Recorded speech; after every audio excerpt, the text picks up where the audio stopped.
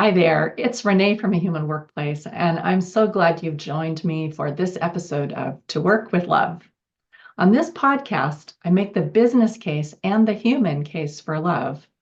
What I've discovered in my research interviewing people about their workplace experiences is that when leaders and teams create fear, it's harmful and completely counterproductive. Fear makes it hard to get results or solve problems or satisfy customers or create loyal team members. Threats and fears trigger our fight or flight response. And when that happens, it's really difficult to trust or think or create or contribute. And, chronic fear makes us ill and shortens our lives. The bottom line, fear is not a good move if you want to get anything done or if you want to care about people. And in contrast, loving conditions create a sense of safety and acceptance and belonging, which are good for people and good for teams and for the results that they're after. Love at work is expressed in forms like trust, kindness, compassion and inclusion, challenge, respect, and appreciation. And consistent loving experiences at work help us to be mentally, physically, emotionally, and socially healthy. All this contributes to us doing our very best work. So the bottom line there, love is the right choice if you want to achieve consistent results and if you care about making a positive impact on people, families, and communities. And what I find to be the greatest news of all is that you don't have to choose between positive impacts for people and positive results for your organization and customers. In fact, you better not, because these two go hand in hand. These two don't compete with each other, but these are interdependent upon each other. I know that many leaders and organizations are truly concerned about the well-being of their team members and the way that work impacts their well-being. And, we know that the number of people struggling is alarming. If you consider that 89% of people are experiencing symptoms of burnout and 85% are disengaged. And if you consider that half of a workday can be spent by someone on busy work that doesn't feel valuable and that can create a sense of a lack of purpose and meaning, we know that 75% of people report feeling excluded at work and that 30% feel unseen and downright invisible at work. What a crummy feeling to have. And we also know that 83% of US workers suffer from work-related stress, and more than half of those workers report that stress affects their home life. Those are really, really hard negative impacts that people are reporting from the work that they need to go to every day. And yet we know that leaders are concerned too, and organizations, want to, for the most part, create positive experiences. But what's true is that we fundamentally can't say that we love our people and then harm them by creating an environment that produces those kind of statistics. That's just not loving. What's loving is to foster a workplace experience of thriving. And I want to talk about thriving today, and we're going to talk about thriving for the next 8 months because it is so important to us as people in this culture and in the workplaces in our society right now. But when we talk about thriving and we look for solutions to create more thriving, we're kind of conditioned to go in the wrong direction. We end up sort of hewing towards solutions that don't really get at the root of the problem.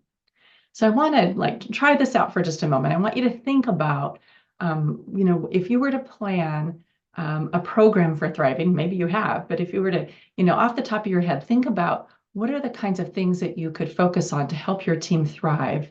What might that plan include? Just think about what comes to mind to create a more thriving environment.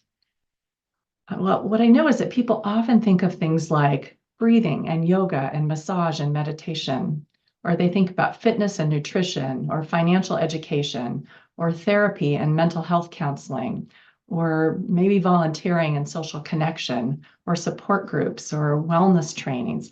All of those things can usually come to mind when we think about thriving and we say the word thriving. And yes, those are important practices and programs. And in fact, we at A Human Workplace advocate for collective practices like those to be included as part of team norms and policies and collective well-being practices. We really think they're important for counteracting the impacts of stress at work. But here's the thing, they don't get at the source of this stress. They don't change the fundamental need for interventions in the first place. And by themselves, they won't move the needle on employee well-being to create thriving. And in fact, this is what a 2022 study by the McKinsey Health Institute found. They found that factors that addressed burnout and improved thriving were significantly strengthened by changing culture and operations in particular ways. So specifically, the study advocated for improving psychological safety and actively working to decrease toxic workplace behaviors and creating inclusion and supporting learning and having a manageable workload. Those were the factors that improved thriving, that improved well-being. In short, working in a human workplace with less fear and more love is far more impactful to well-being than traditional wellness activities are. And our team at a human workplace has found the same thing. We spent the last 2 years deeply exploring what it means to thrive. We've researched and worked on different aspects of thriving with a number of client systems and discovered 6 factors that people want in their work experience. Now, these aren't the only 6 factors, but these are the top ones that have come forward in our work so far. These 6 factors are expressed and experienced at an individual level, at a team level, and at organizational levels. So there's work to be done at each level. And here's what we found. Just as McKinsey found, that these factors are not addressed by traditional wellness practices, and instead they are addressed by a combination of pragmatic cultural and operational practices that are essential to workplace performance. So when organizations, teams, and individuals have these 6 factors in place, in our experience and research, people thrive. And when they don't, people suffer. These unhealthy workplace practices take a huge toll on the mental, emotional, physical, and social well-being of people. So what are the 6 factors? Here they are: clarity, courage, wholeness, spaciousness, simplicity, and hope. Now, at first glance, these may sound pretty soft and esoteric, but these 6 states of being are highly desirable and really essential to us as people. And what our research and case studies show is that these are achieved through solid operational and organizational practices. So I want to share with you the 6 factors again and give you a taste of what they look like in practice for an individual, for a team, or for an organization, kind of giving you a sampling across the spectrum of these. So the 6 factors: clarity, courage, wholeness, spaciousness, simplicity, and hope. Notice how those sound and feel to you as you hear them, and how desirable those probably seem. So here's a sample of the practical issues that drive these thrive factors. So individual clarity means knowing what's expected of me in my job. Team courage means creating an environment where every team member is safe enough to be brave, to be an outlier, to speak up, to share ideas and opinions. Team and organizational wholeness is based in trust, and it means breaking down silos and working across teams toward having the training and resources to do that work. Team simplicity means eliminating unnecessary steps from a process, while organizational simplicity means focusing on just 2 or 3 goals this year instead of 10 or 12. Individual spaciousness means having a reasonable workload with room to think, plan, improve, and take daily breaks, as well as taking your vacations without fear. And making progress on all of these factors and more give us hope. Hope that we can achieve something meaningful, and hope that our efforts make a difference. Hope for the future.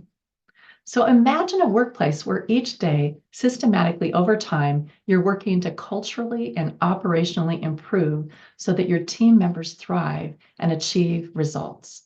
Imagine that in this environment, you're healthier after you've been employed there than you were before you started on that job. What might that mean to you? What might you accomplish? Well, over the next 8 months, we're going to explore each of these thrive factors on this podcast and really lean into what it looks like to do the cultural and operational work of thriving. The work of thriving doesn't just happen randomly. The seeds of thriving have to be planted in fertile soil. So next time, we'll start with talking about getting the soil of your team ready to thrive. Now, if you're eager to learn more about how your team or organization are doing on the 6 thrive factors right now, you just don't want to wait any longer, you can take our Thrive assessment, which is linked in the show notes and can be found on our website as well. You'll get a rating for each of the 6 and recommendations for how to improve on your greatest area of need. And if you want to talk about your Thrive scores, you can sure schedule a time with me or a member of my team. Just go to makeworkmorehuman.com. Until next time, be confident in your instincts to be loving and human. These experiences belong at work. So go ahead. It's a great idea to work with love.